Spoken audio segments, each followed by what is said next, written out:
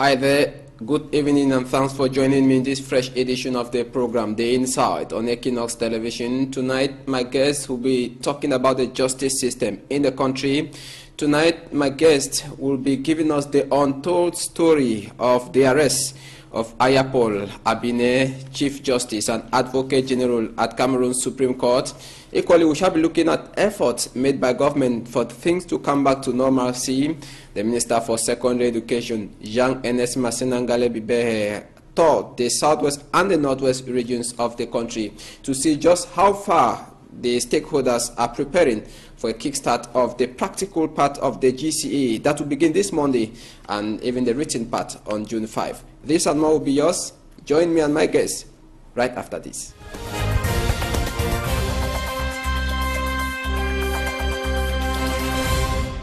Good evening. This is The Insight. You're watching on Equinox Television. My guest tonight is Aya Abine. He is the son of Ayapol Abine, Justice Ayapol Abine, Advocate General at the Supreme Court, now incarcerated at the State Defense Secretariat in the nation's capital, Yaoundé. The family decided to break the silence and bring to us the untold story of the arrest and detention of Ayapol Abine. Good evening and thanks for joining me. Good evening, Mr. Harrison, and thanks for having me. I've been impatiently waiting for this golden opportunity to let Cameroonians get the true stories of what could be happening in a republic said to be in a state of law. Now, a pleasure having you, and we hope that our discussion will be fruitful and to clarify televiewers who are watching us tonight. Now, you are coming at a time when the head of state has just summoned the Higher Judicial Council on the 7th of June, that is Wednesday, June 7, 2017. It is coming barely close to 3 years since the last one was held on the 18th of December 2014, when it saw the appointment of your father, Justice Ayapol Abine, as Advocate General at Cameroon Supreme Court. There are rumors that close to 3 years after, he might be dethroned. Yes, Harrison, it's a possibility. Everything is possible in Cameroon. Maybe I go as far back as the early 2000s, when my dad himself applied to go on anticipated retirement. It was the previous dispensation under the former minister that was championing the fire. And he did that as if he was on fire, and we had hopes that our father would rest. Ayapol Abine falls into the category of people that believes you shouldn't hold on to the end with regard to power, clinging to power. There's a time for work, there's a time for rest. So he himself applied to go on early retirement. But when the former dispensation was replaced by the current one, under the now minister, that fire disappeared. So, if Ayapol, as it is rumored, is sent on retirement, it won't come as a surprise. You know, when Aya was picked up, I think 2 months after he was picked up, no, the same month, there were rumors, and it was relayed by a very authoritative voice. Just permit me show that to the televiewers, that the government was planning to send Aya on retirement in order to jail him. Just let our viewers look at this. This is the Kalara newspaper. You could see there. Yeah, the government was doing everything to send Aya on retirement in order to jail him. So this judicial council would come as no surprise to us if Aya is sent on retirement. But there is one fact that will not change. When he was abducted, he was Advocate General of the Supreme Court. And what would be done on June 7th, positive or negative to the Aya family, would have no retrospective effect. So we care very less about what the Judicial Council will decide on that day. Why do you say abducted? He was arrested? No. I would talk law and facts throughout this discussion. These are the facts. Aya was picked up from our residence without a warrant. What does the law say? For anyone to be picked up, there ought to be a warrant. This is the Criminal Procedure Code. Section 18 of this code states it very clearly. Unless you are caught in commission of an offense, they call it flagrant delito, or immediately after committing an offense, unless you are caught in such situation, you cannot be picked up without a warrant of arrest. I was picked up from our residence. That's why I don't like to use the word arrested. We use the word abducted or kidnapped by agents working for the government without a warrant. Can you imagine this is happening in a republic where a symbol of the law can be treated this way, like a criminal, a symbol of the law? He who embodies the law, he who protects the law and applies the law, treated like a criminal. So you can imagine what is happening to millions of Cameroonians, the unknown people like you and I, who have no one to talk for them. You can imagine what could be happening in the suburbs, like backward Acquire, where my cousin was shot on February 13th by military men for no reason. You can imagine what can be happening to the common man who has no one to defend him, if this can be happening to the Advocate General of the Supreme Court of the land. But Abini, you are a jurist and a spokesperson, a son and a spokesperson of the Aya family. Don't you see that in a situation where the state was almost, the country was almost in a state of an emergency, don't you see that in such a situation he could have been arrested like that? Thank you for bringing that point up, and thank you for using the word almost. It's only in a state of emergency, a state of siege, a state of exception, that the government can proceed with this kind of lawlessness, if I call it that way. Picking up people, some are picked up at midnight, picking up people without warrant of arrest, detaining them for over 113 days, as is the case of my dad, without a charge. It's only in a state of emergency and a state of siege, which has not yet been declared in Cameroon, that can be done. Ordinary times, normal times, as is currently the case, this cannot be done in a republic said to be in a state of law. It's abominable. All about undeclared state of emergency, because that's what we have been witnessing now, especially in the two English-speaking regions of the country. Yes, it is an undeclared state of emergency, taking into account the manner in which, as I just said, people are picked up, taking into account the militarization of both Anglophone regions. We have the impression we are in an undeclared state of emergency, but we would have wished that the government acted legally and formally by declaring a state of emergency and proceeding in doing things the way they have been done for over 6 months, I guess. Yeah, rather than giving a picture that everything is fine, we are in normal times, and we see things like this. This is a catastrophe to the judiciary in a country said to be in a state of law. It is a catastrophe. What did the government, or what did said that the State Defense Secretariat tell the family when Justice Ayapola Bine was arrested? Permit me go back to the untold story. It is 5 minutes past 5 p.m. on a beautiful Saturday, January 21st, 2017. We're indoors, and the bell rings, and my cousin moves to open the door, and as he does so, 6 unidentified armed men dressed in civil clothing get into the house by force. It is worth stating and insisting that my father is half naked, sitting in the parlor. He has some house trousers, pair of trousers on, and a singlet, watching TV. And you wouldn't believe this, but it happened before me and my mom. The gentlemen tell my dad they have orders to take him. Orders from who? Silence. Where are you taking me to? To the Commissioner of Government. Does the Commissioner of Government work on a Saturday? Silence. And even if he's operational on a Saturday at 5 minutes past 5 o'clock, getting to 5:30, are you taking me to the Commissioner of Government? Doesn't the law require a warrant, a remand warrant, or a warrant of arrest, whatever warrant you may call it, in order for you to take me to wherever? Do you have such a document? Do you have such a legal instrument? No. You could be armed robbers. What attests to the fact that you're even working for the state? Silence. And it gets very tense.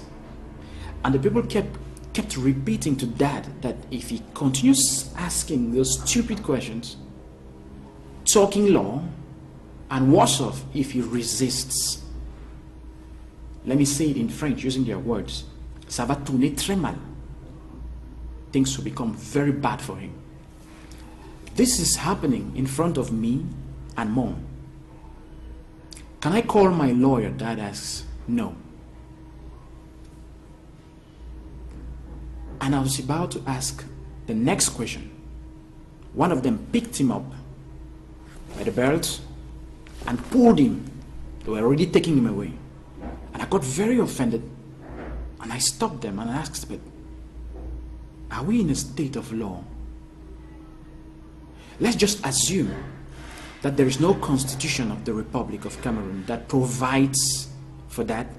Somebody is presumed innocent. Let's just assume it doesn't exist.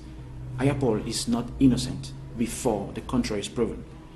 Isn't he entitled as a human being to dress up before going wherever you're taking him to? My dad is half naked. And maybe by some divine inspiration, when I voiced out those words, some calm reigned for a while. And one of them, who has become a very good friend of mine, asked who I was. I said, I'm son of Ayapol. He looked at me for 7 seconds, about that time.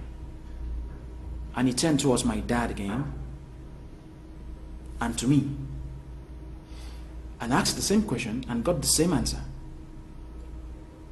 And I asked him, is my dad not entitled to dress up before going with you people wherever you're going to? By the way, do you have a warrant to take him wherever you're taking him to? No noise. Who are you people? You could be armed robbers. You have guns. You're dressed in civil attire. Who are you? No noise. Where are you taking Dad to? To the Commissioner of Government. Dad just asked you people, does the Commissioner of Government work on a Saturday? No noise. Are you sure you're even taking him there? No noise. Meanwhile, Mom is just by my side and she's scandalized by what is happening, seeing men pulling her husband like a criminal. She's speechless. She wanted to get in. I said, no, Mom, just let me go. You know, women could be a little too emotional at times. So I told these guys, for you to take my dad away, you need a warrant to do so. One of them by me told me they are not here for me, so I rather shut up, or things may get worse for me. I told him, no. I'm talking here about my dad. You're telling me to shut up. This is a man who means everything to me. We are what we are because of him. And you want me to shut up watching this kind of lawlessness before my eyes? And then the top guy there, touched by some divine hand, let me go get something for Dad to put on. I went into the room, escorted by one of them. And after, Mom asked if she could go with them, and I said, okay, you can come. Mom goes into the room to change clothes, and you won't believe this. One of them follows Mom right to her bedroom. And she asks the young man, my son, don't I have privacy? Would I change clothes before you? And the gentleman told him, he's a good friend of mine. Now, he's become a good friend of mine. I have orders. You just have to do that, or maybe you don't change clothes. So Mom is forced to accompany Dad to wherever they're taking him with some, she was in the kitchen, with kitchen clothing. I am behind them coming. On the way, mom calls me and tells me, they're no more taking your dad to the military tribunal. They have just told us now they're taking him to SED. And I asked, but why does the journey change on the road? He said, no, just come. So we get to SED, and we are told it's an arrest without a warrant, and that dad will be detained on Saturday. Who gave those orders till now? Nobody's telling us who gave orders for a dad. Orders from above. Now, what did they tell you he did? Good. We're coming to that. As we speak, Mr. Harrison, it is 113 days plus since dad was picked up. Nobody's telling us what dad has done wrong. Nobody. It is the first time in the Republic of Cameroon that somebody of that magnitude is picked up. And the spokesman of the government, who is always prompt to inform Cameroonians about such happenings and why they occurred, even he is quiet. 113 days plus. That is picked up at the heart of the Anglophone crisis. So everything leads everyone to believe it's in relation to the Anglophone crisis. The papers have written. We were surprised at the court when we seized the court for that immediate release. The habeas corpus. The habeas corpus application. For those who don't understand what habeas corpus is, it's embodied in section 584 of the Criminal Procedure Code. It is a legal provision that makes it possible for a victim who was illegally arrested and detained to be released unconditionally and immediately.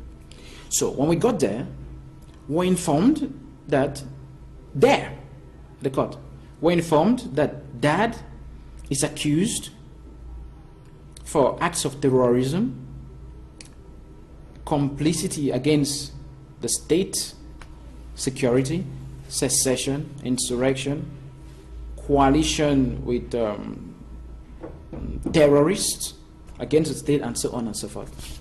We're informed of such declarations. That's just after you had applied for the habeas corpus. After we applied for the habeas corpus. So, contrary to what the law states, when you pick up somebody, you take him before a judicial authority, for example, an examining magistrate. In this case, since we are told it's terrorism, it would have been the commissaire de gouvernement, the commissioner of government. You take him before the commissioner of government, and the commissioner of government charges him, and then he's given the opportunity to defend himself.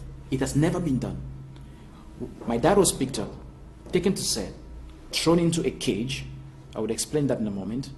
And he's at SED till we speak. No charge against him. He's just there. We don't know what he has done wrong. Okay, when somebody comes and says he's been accused for acts of terrorism, secession, that is not a charge. That is journalism. It is what I can call, it's ignorance. It's not a charge. A charge is embodied in section 164 of the Criminal Procedure Code.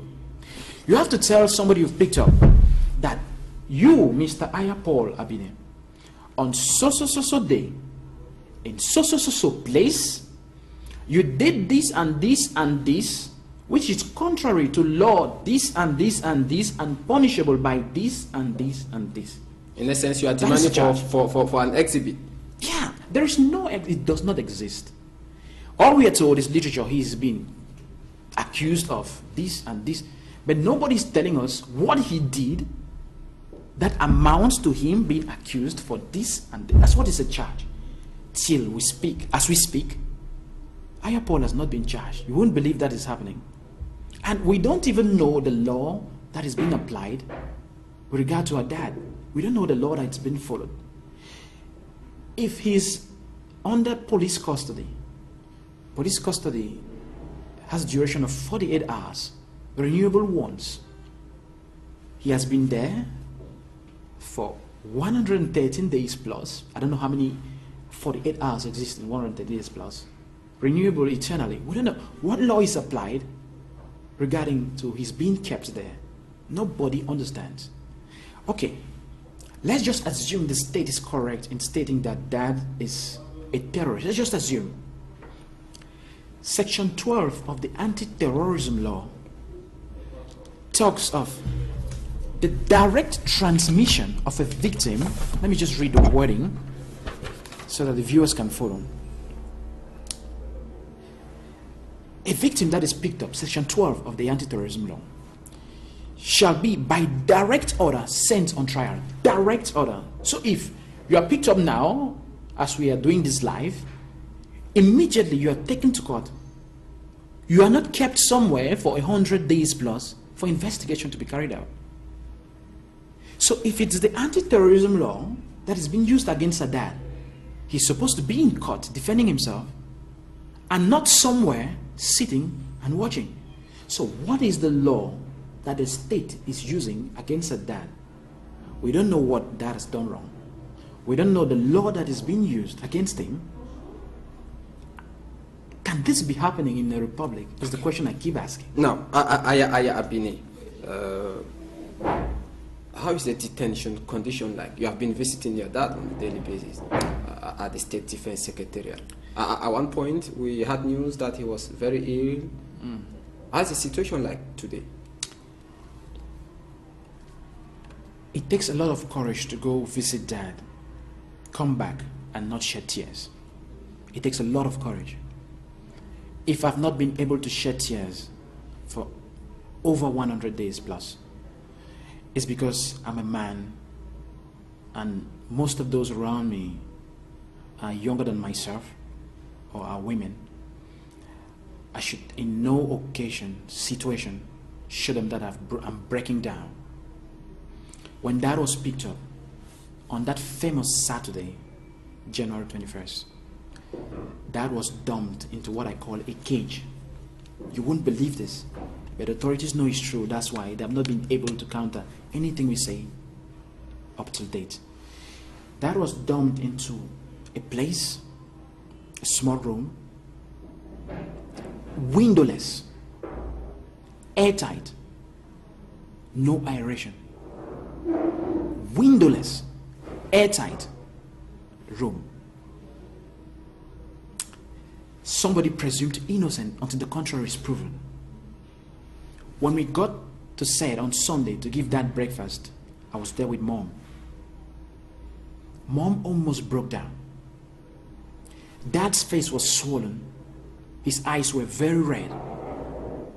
And this portion of his face, till we speak, as we speak, is still the case, very black, just one night. And Mom exclaimed and said, "What is happening to you? One night you're like this? Were you molested?" He just smiled. He's a strong man. We gave Dad breakfast. He ate standing for 2 days. He ate in front of the cell, standing, takes a cup of tea. He was refused even a chair in the cell to sit down. So when he's in the cell, well, he either sleeps on the floor or sits on the floor, even a chair, a plastic chair. So Dad eats standing, looking at us, takes his cup of tea. If it's lunch, eating standing in front of us under the sunlight. So Mom told him, "What's the problem?" He took his cup of tea, told us, he almost died last night. But for the person, I won't call the name, by us, who came and saved him at the nick of time. What happened? He's in a windowless, airtight room. I witnessed, I got in there myself and looked at the room. And there was power failure at night. And he almost suffocated. He kept hitting the door, hitting as loud as he possibly could, until that lieutenant sent by God, that's an angel, came and opened the cell and saw that he was as wet as someone who was swimming, struggling to get some air to breathe. The lieutenant himself was very terrified, and he gave orders that day, as from that day, that his cell should be left open. There is a main door to the cells. He should be left open so that from time to time he can come out to the main door and get some air. We put a lot of pressure on the authorities, as said. Dad can give up the ghost. He almost gave up the ghost last night. Please get him a new cell. Those calls fell on deaf ears. Rather, the authorities, as said, were bent on carrying out their investigation, forcing Dad to sign papers, forcing him for questioning, to take on questions. And we asked them. Did he sign the papers? No, he can't sign. He's a jurist. He didn't even have his glasses on him. I need my medical glasses to sign whatever. I don't sign what I don't read. By the way, what is more important to you people? I asked them. My dad stays alive in good health, mental, physical health, or you carrying on your investigation in the state in which dad finds himself. My dad almost died last night and you know it. Get us a new cell. For Aya to defend himself, Aya needs to be in good physical, mental, psychological condition. Don't you people understand that? The authorities reacted, I think 72 hours after. But it was late. Dad had already picked up a heart condition and his sight had failed. Testified by a medical doctor, a cardiologist, and an ophthalmologist. An international ophthalmologist even came afterwards and gave the same report. His sight is failing. So we are forced now to take Dad monthly to a cardiologist and to an ophthalmologist for them to check on his medical condition. As of Thursday this week, there was blood clotting around the iris of his left eye. We rang the alarm signals and we were told we should rush with an ophthalmologist there. I hope today it could be. It could be done as soon as possible. The ophthalmologists have not been very disposed to do so. Dad's left eye has really depreciated. He complains he doesn't even see there. And we could attest to that fact with the blood that is clotting around his iris. All these are consequences to the uncalled for and unjustified aggression on our dad. This is a very strong man who doesn't go to hospitals. He doesn't go to hospitals. He doesn't take drugs. He is never sick. Doctors in Boyer, late Dr. Kawa, could testify. All those there, he doesn't take drugs. He's never sick. Anything happening to him now is as a result of this aggression to the Aya family. Talking about the family now, how is the family faring? The family of Chief Justice Ayapola Bine. How is the family faring after this arrest? Let us put it this way.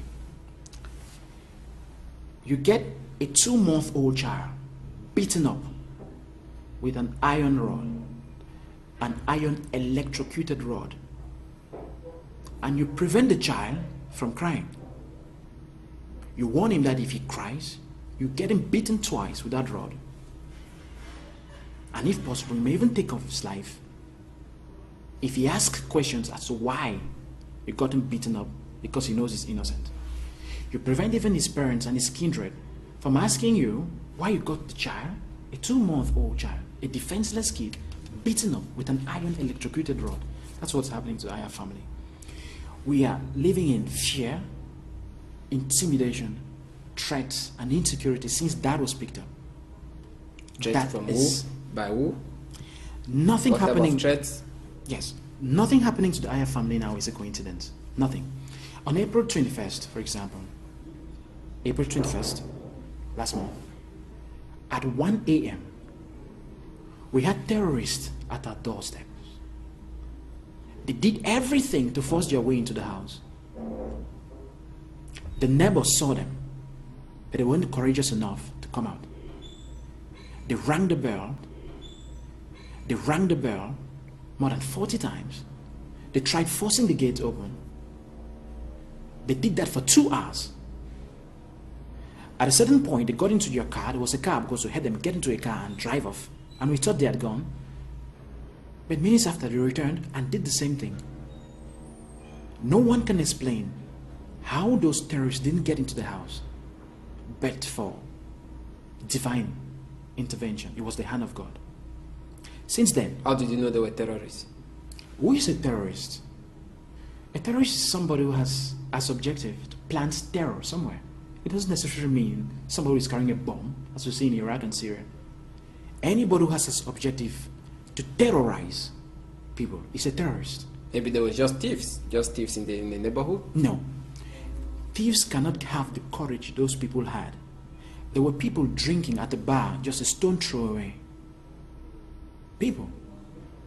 There are night watchmen around the area who said they saw a car parked just at our entrance. And they thought maybe they were family members or something. And those guys did all they did, very serene. They didn't tremble. We complained to the authorities. I did that myself, handwritten complaint. And as I speak, I haven't had even a call from the authorities to come and explain myself. A week afterwards, this was witnessed by our cousin, one of our cousins, and the neighbors. A black car, a Land Cruiser, at about 4 p.m., came and parked at the entrance to the house. Everybody noticed it because we hardly have this kind of visitors there. It was fully loaded.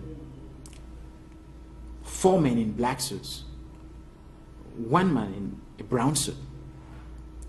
They were looking at the house, discussing among themselves.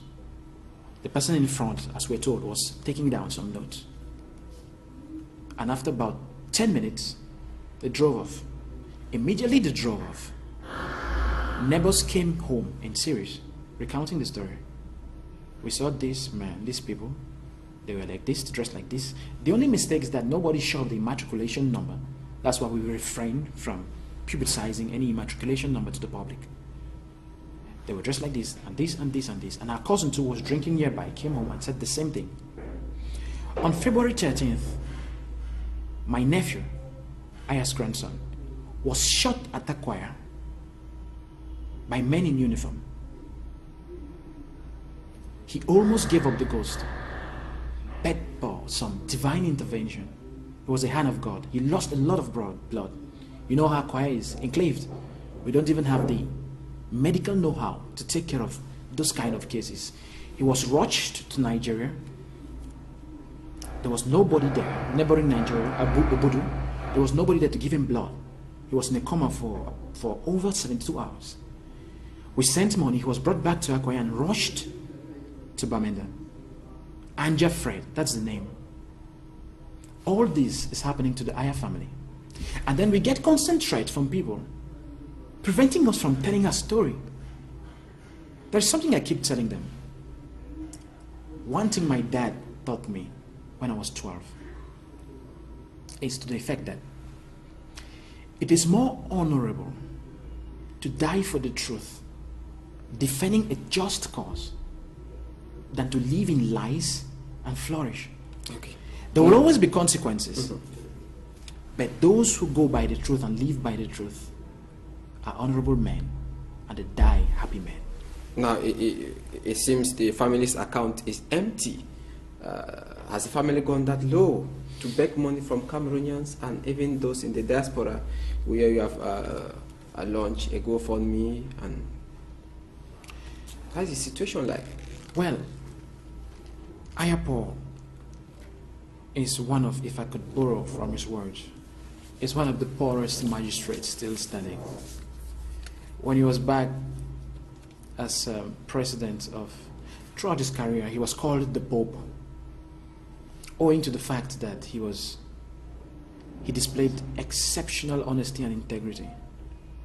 There was a time before he stood for the presidential elections 2011 that he challenged all Cameroonians that if there's any man living from whom he has collected any franc to grant judgment in or against his favor, the person should show up and provide that as proof to Cameroonians against his integrity. Until date, nobody can do that. His colleagues know how upright he has been. The government owes my dad 17 months arrears of salary. The government is refusing to pay. 17 months. And I am of the opinion that even what he's entitled to now is not what he's supposed to be entitled to as Advocate General of the Supreme Court. A lot of authoritative voices have made that statement to us, the family, and to him. I won't say how much he earns. With all this financial coup d'etat carried out against my dad, the family is left with itself to fight, to survive, especially during these trying times, to take care of, to attend to lawyers' bills, to ensure the daily running of dad's upkeep, which is very expensive. We can't do that alone. So some Cameroonians reached out to us and asked us how they could be of financial help. And they advised that we display to the public the mediums through which they could assist the Aya family. That's why we came up with those mobile money accounts displayed on my Facebook page. And Cameroonians of goodwill of the diaspora, they came up with a GoFundMe account that could be used to clear lawyers' bills. So financially, we are really badly off, but we are very confident that the good Lord, who has always provided, will keep providing. Okay. So anything to say again about the imprisonment of your dad before we move over to the next topic? I would love to explain to Cameroonians the laws that have been violated with respect to my dad. Nobody is above the law. That we are very okay. Even a magistrate can go to prison if he's found guilty of committing an offense. But in Aya's case, even the laws that protect him have been blatantly violated. Article 629 of the Criminal Procedure Code states that if a judge or a magistrate is susceptible to be charged of having committed an offense, susceptible, if I can use the normal day-to-day parlance, Congosa parlance of the quartier, I could say, if there is some gossip, Congosa, that Mr. Ayapol is a criminal, the President of the Supreme Court appoints a judge to look into the affair. He appoints a judge. And if there is proof warranting the affair to be heard, 3 other judges are appointed who are of equal status, at least of equal status to the judge in question, or even more greater than him, to hear the affair. Nothing in the law warrants a judge to be picked up before being sent. I don't know how this could happen. He's first arrested and kept in the name of some investigation being going on, and then afterwards he's sent to the Supreme Court to hear the affair. There is what we call the principle of double jeopardy. Okay, the military tribunal is telling us they have charged our dad. The law is saying if he has to be charged, the President of the Supreme Court appoints a judge to look into our affair. So the military tribunal charges our dad. Then he's sent to the Supreme Court, where he could possibly be charged again. It doesn't go that way. Okay. If the law is to be respected, he has to be let loose, sent home, and the President of the Supreme Court has to take the affair into hand. All right. To follow up the affair. Dad was detained on a Saturday. Article 119 sub 4 of this code says none can be detained on a Saturday. It doesn't go. Except you are caught in the commission of a felony. You cannot be detained on a Saturday. Okay. He's detained on a Saturday. The case is not in the hands of the Supreme Court. It is not in the hands of the Supreme Court. The case is in the hands of the Supreme Court. The habeas corpus case is in the hands of the Supreme Court. We are at the level of the Supreme Court now. We are the High Court and the Appeal Court of Yaoundé. And the ruling by the magistrates of those courts is to the effect that no, he was legally arrested. There was no warrant. He was legally arrested. He was legally detained on a Saturday. That everything was just okay. And he's legally charged. This is happening in the Republic, said to be instead of law. We are hoping the Supreme Court, his colleagues, could look into this case and say what every Cameroonian is expecting them to say.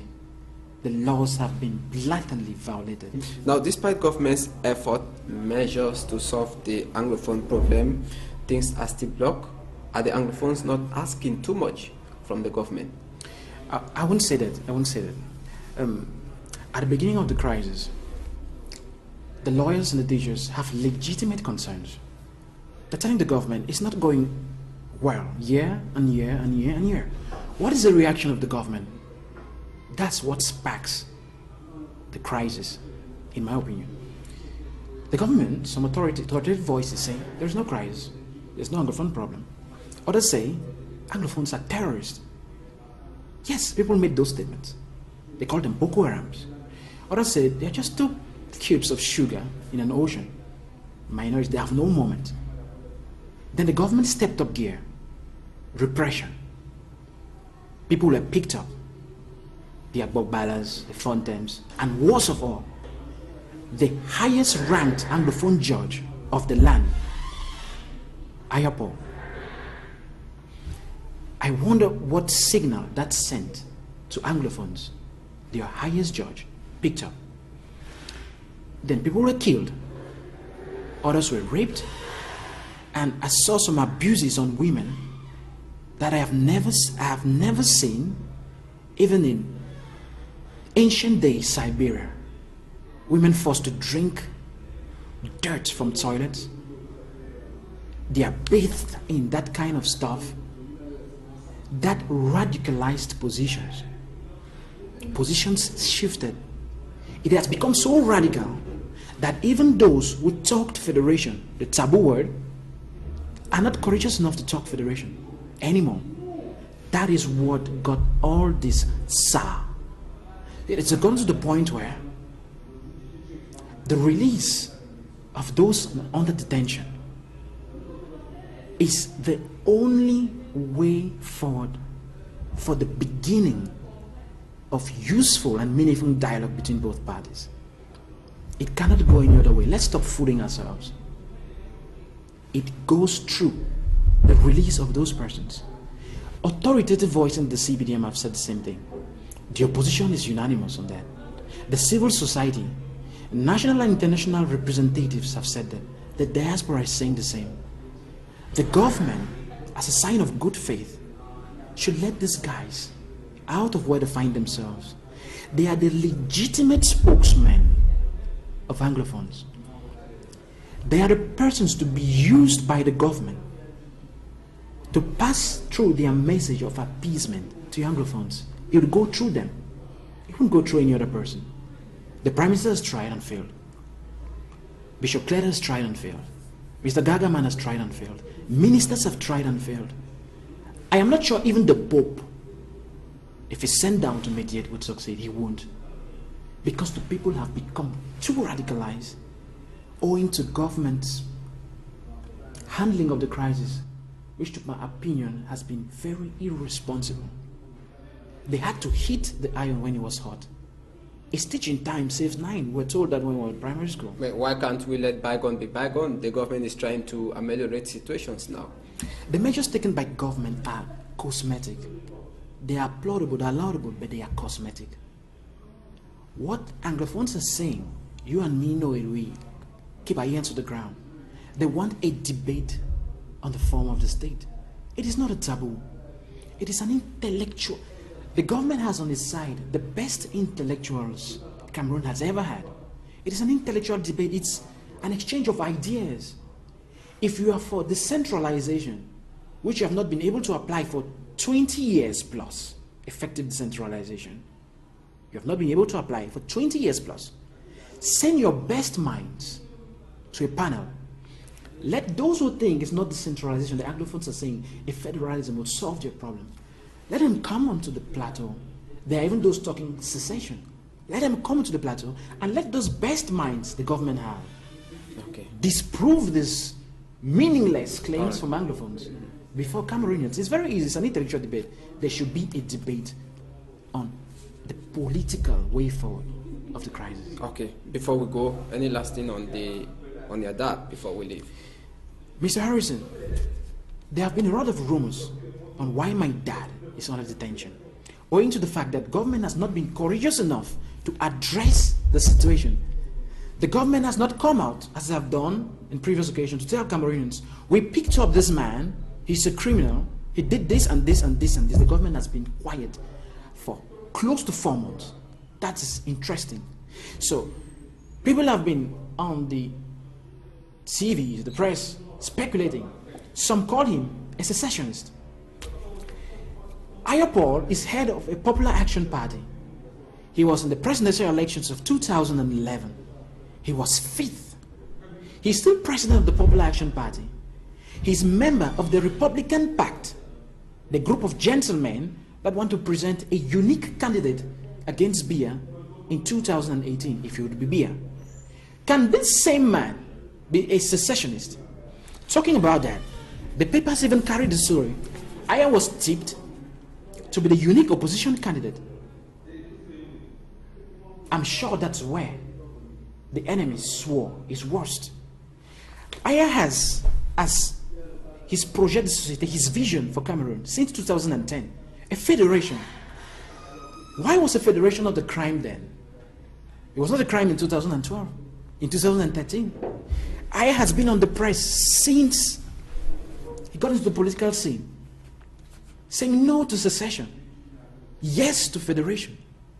How can this same man, who is running a national political party, talking federation, be a secessionist? Others said they found millions of, hundreds of millions in Aya's accounts. I have been on the press, even on your media, showing Aya's pay slips to the public. As of January, Aya had 31,000 francs in his savings account and 296,000 francs in his current account. Where are the hundreds of millions that prompted his abduction? Where are they? Why does the government not come and present the hundreds of millions to the public? Others are saying, not some of those rumors. Okay, Aya talks federation. There are hundreds of people talking federation. Why is Aya's case a special case? Let me just prove to the public why Aya's case is special. That's very briefly. We have just about 1 minute. Let me just prove to the public why Aya's case is special. At least a judge was arrested and let loose hours after his arrest on the grounds that he benefits from privileged jurisdiction. Aya is at the hierarchy of the magistracy. He does not benefit from privileged jurisdiction. The SDF marched Boya, supporting the Anglophone cause. They were on the street. Aya did not march. The SDF and the paramilitaries are loose, they are free.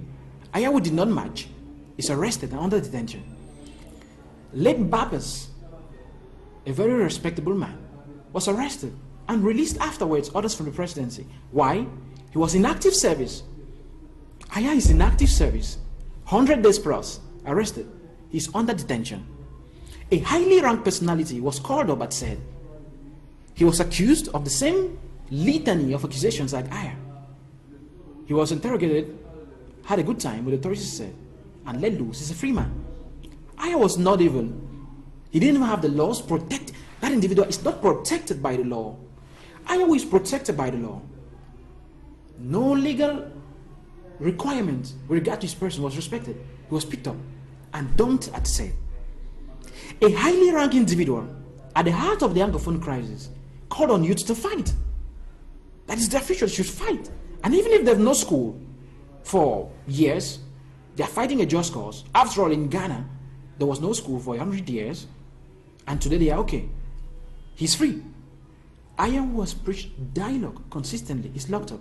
Why is Aya's case special? What is the problem with Ayapol? Okay. What is his crime? The rendezvous next hearing, when will it be? We are waiting for the Supreme Court to make a statement on that. They have 30 days to rule on Aya's case. We are still expecting a date. We hope they give us a date very soon. All right. It was a pleasure having you tonight. Aya Abine, you are a jurist and a spokesperson of the Aya family. Thank you, Mr. Hans, for having me. My sympathy goes to all the victims of the Anglophone crisis. We feel their pain. They've lost people. Others are detained. We just hope they find some peace and divine comfort from the Most High God. It was equally a pleasure being with you in tonight's edition of the program, The Insight on Equinox Television. If you did enjoy the program, take our rendezvous there for next week Sunday, same time, 6:30 p.m., same channel, Equinox Television. Good night.